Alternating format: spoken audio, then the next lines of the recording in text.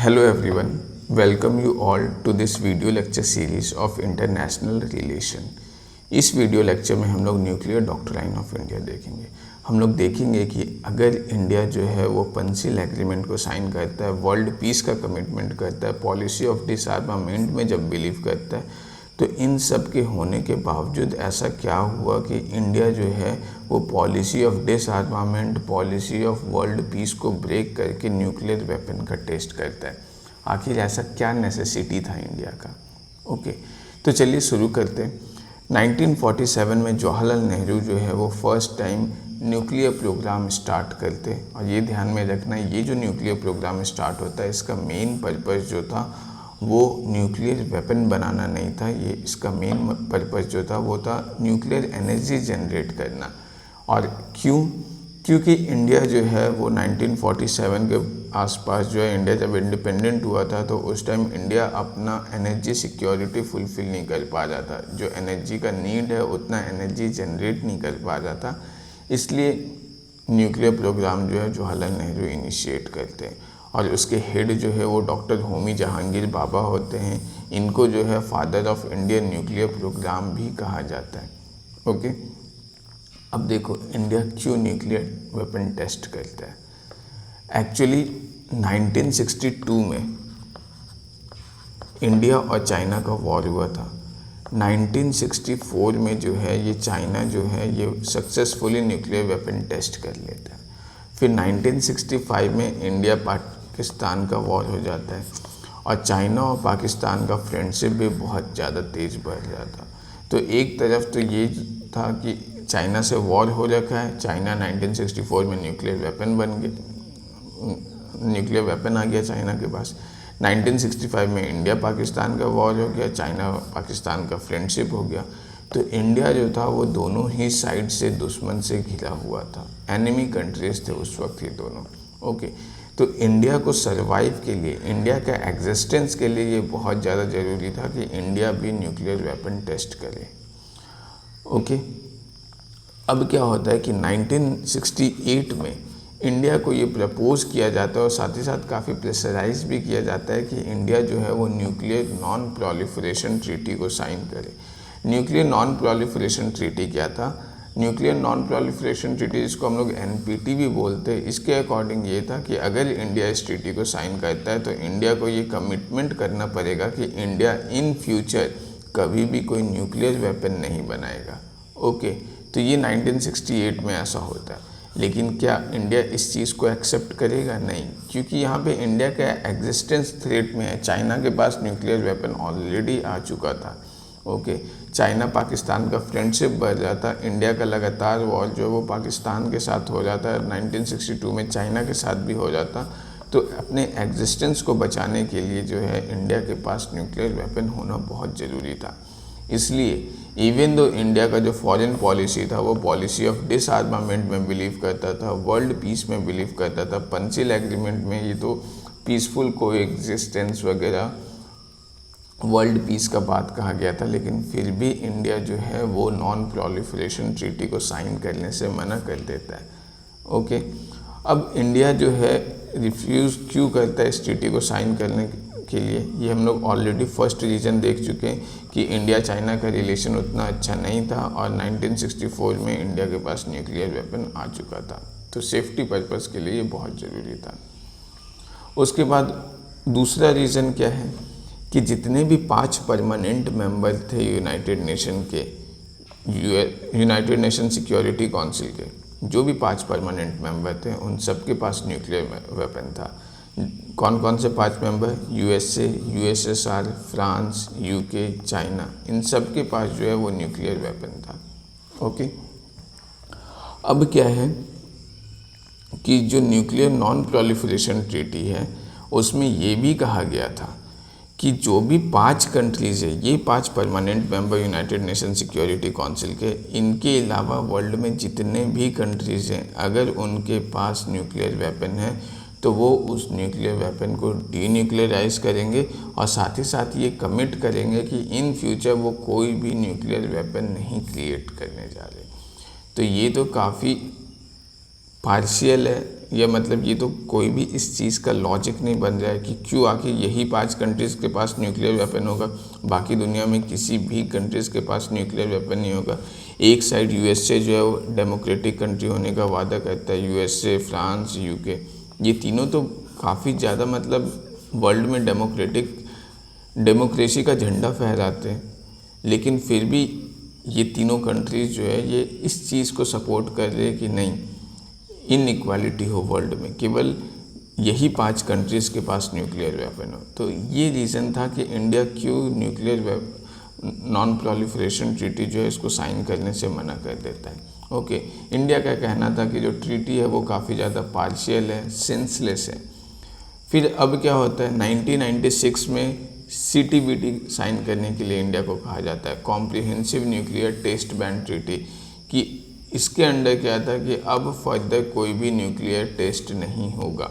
India इस treaty को भी साइन करने से मना कर देता है। इंडिया का कहना था कि हम न्यूक्लियर टेस्ट करेंगे या नहीं करेंगे ये हम अपने डिस्क्रिशन से करेंगे, जब हमारा मन होगा तब हम इसे नहीं करेंगे और जब हमारा मन होगा तो करेंगे। किसी ट्रीटी की वजह से ऐसा नहीं है कि हम इसे नहीं करेंगे। ओके, और एज अ रिज़ल्ट अगर हम लोग देखें तो 18 मई 1974 को इंडिया पहला अपना न्यूक्लियर बॉम्ब सक्सेसफुली टेस्ट करता है पोखरण में, राजस्थान में, और इस ऑपरेशन का नाम था smiling Buddha.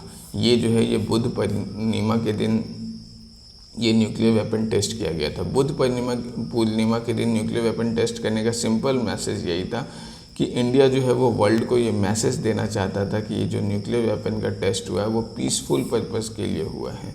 Okay, Buddha signifies peace. फिर दूसरा न्यूक्लियर वेपन टेस्ट होता है इंडिया का 11 मई से 13 मई के बीच में 1998।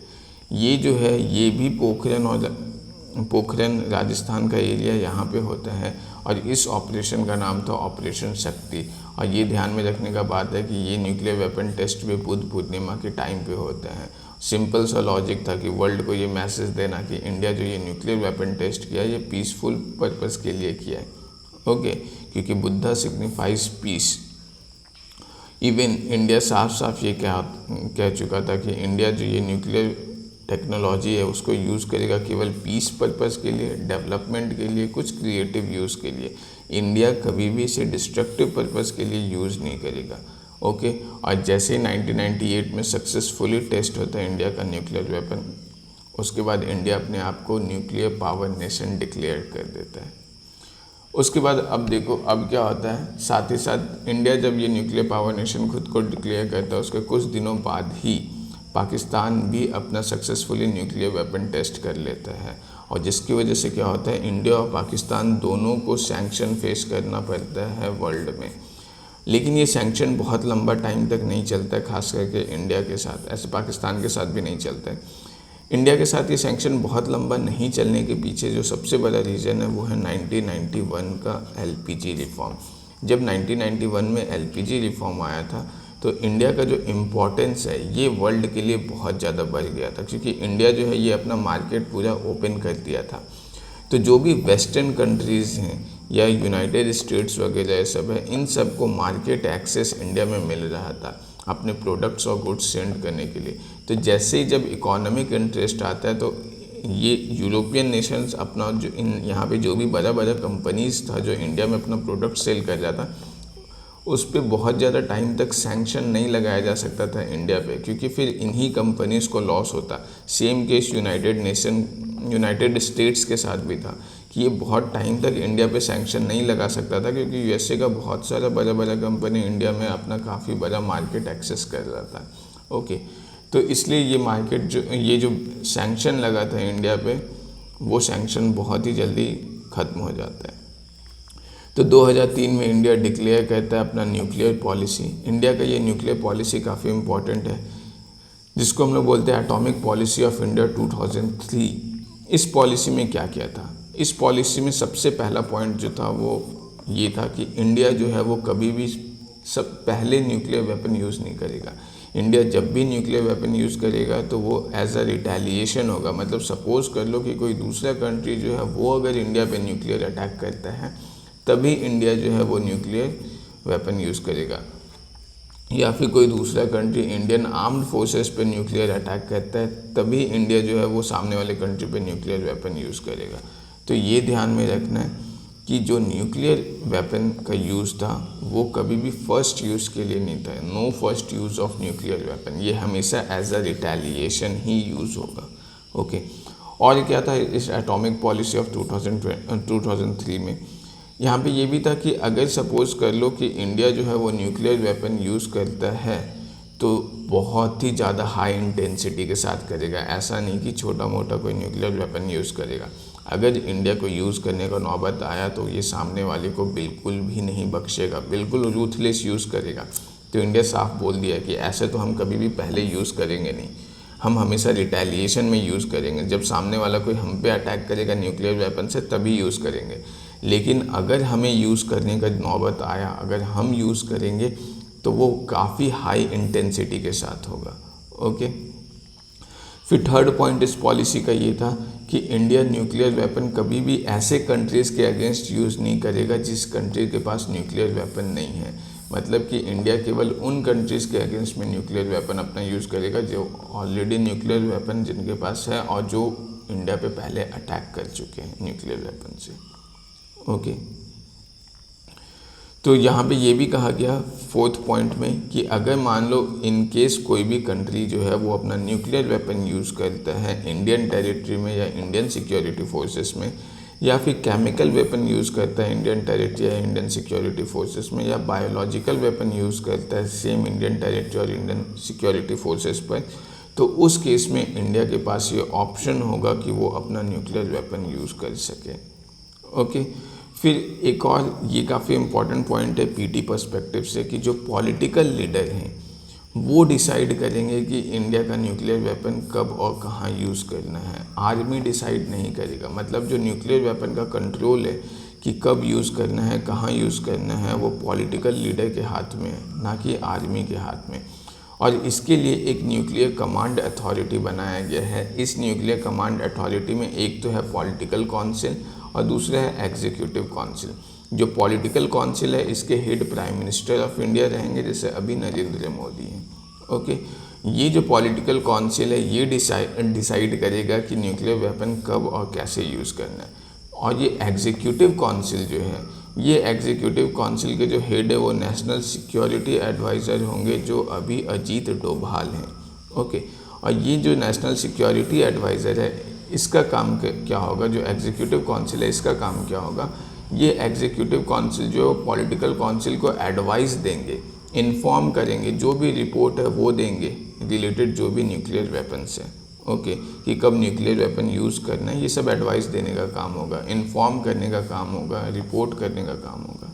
ओके, फिर और क्या पॉइंट है इंडिया का न्यूक्लियर पॉलिसी में, यहाँ पे है कि इंडिया जो है वो D nuclearization of nuclear weapon को सपोर्ट करेगा all across the globe without any discrimination और पार्शियलिटी। ऐसा नहीं कि केवल 5 मेंबर ही न्यूक्लियर वेपन रख सकते जैसा नॉन प्रोलिफरेशन ट्रीटी में कहा गया था। इंडिया का कहना है कि हम डी न्यूक्लियराइजेशन को सपोर्ट करेंगे, हम इस चीज़ को सपोर्ट करेंगे कि वर्ल्ड का जितना भी न्यूक्लियर वेपन है इसको डिस्ट्रॉय कर दिया जाए, लेकिन वो तब जब इस चीज़ को इम्प्लीमेंट किया जाए बिना किसी डिस्क्रिमिनेशन का, बिना किसी पार्शियलिटी का। मतलब कि अगर वर्ल्ड में सारे कंट्रीज़ ये डिसाइड करते हैं कि हम लोग आज के बाद कोई भी न्यूक्लियर वेपन टेस्ट नहीं करेंगे और ना ही कोई भी न्यूक्लियर वेपन रखेंगे, जो भी न्यूक्लियर वेपन है उसको डिस्ट्रॉय कर देंगे, तो उस केस में इंडिया का कहना है कि वैसे केसेस में इंडिया जो है वो डी न्यूक्लियराइजेशन प्रोग्राम को सपोर्ट करेगा।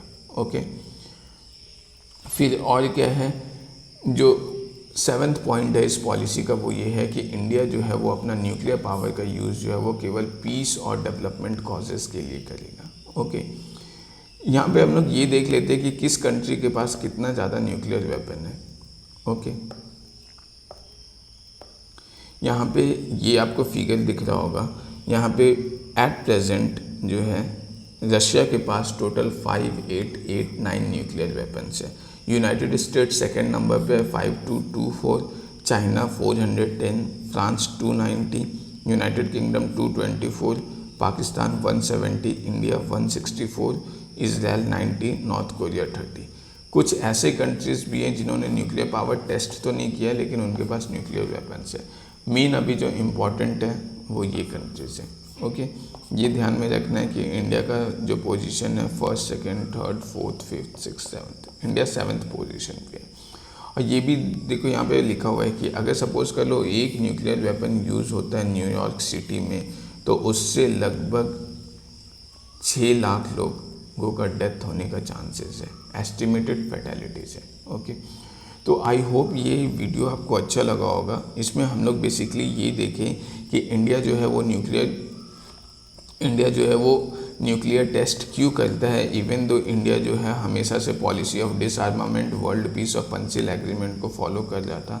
इंडिया का ये इंडियन नॉन प्रोलिफरेशन ट्रीटी क्यों साइन नहीं करता है, उसके पीछे का reason comprehensive nuclear test ban treaty क्या था, इंडिया इस चीज़ को क्यों साइन नहीं करता है, इंडिया का दोनों जो न्यूक्लियर टेस्ट था, सक्सेसफुल न्यूक्लियर टेस्ट था, एक स्माइलिंग बुद्ध, ऑपरेशन शक्ति, ये बुद्ध पूर्णिमा के टाइम क्यों किया गया, क्योंकि ये सिग्निफाई करता था पीस को। उसके बाद फिर हम लोग जो है ये काफ़ी इम्पॉर्टेंट था कि 2003 में जो है इंडिया अपना एटॉमिक पॉलिसी ऑफ इंडिया 2003 लाता है, जब इसमें इंडिया अपना न्यूक्लियर पॉलिसी बेसिकली डिक्लेयर करता है। तो इसका हम लोग सारे इंपॉर्टेंट पॉइंट्स देखें कि नो फर्स्ट यूज़ होगा। ओके, यहाँ पे ध्यान रखना है कि इंडिया अपने आप को न्यूक्लियर पावर नेशन डिक्लेयर करता है कब, 1998 में। ओके, तो आई होप ये लेक्चर आपको पसंद आया होगा। Thank you very much for watching this video.